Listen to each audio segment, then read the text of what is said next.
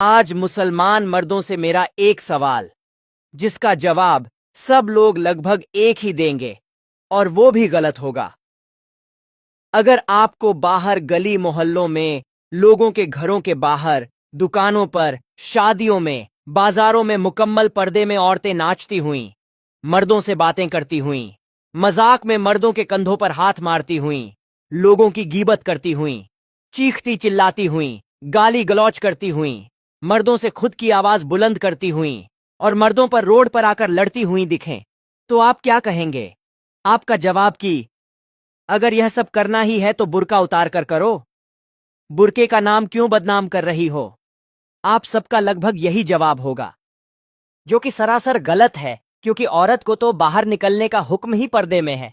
तो अगर ये सब करना सही है तो पर्दे में ही है, वरना ये सब गलत है, हराम है।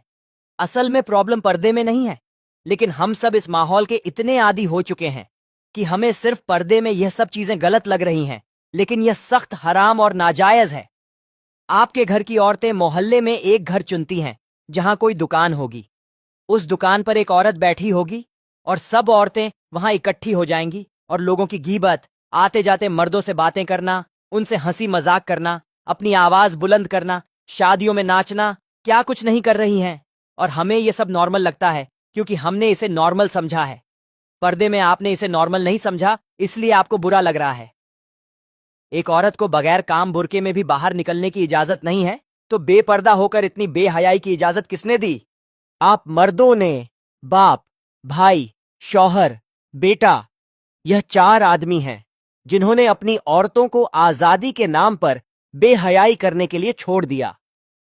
अब वो इसकी इतनी आदी हो गई हैं कि आपकी भी बात नहीं सुनती, और अगर आप कुछ बोलते हो तो वो आपसे डबल आपके सामने बोलने की हिम्मत रखती हैं। तमीज तहजीब बचपन से सिखाई जाती है। जो आपकी बीवी, माँ, बहन कर रही हैं, वही आपकी बेटी करेगी और वही आगे सिखाएगी। आपकी दुनिया और आखिरत सब बर्बाद हो रही है।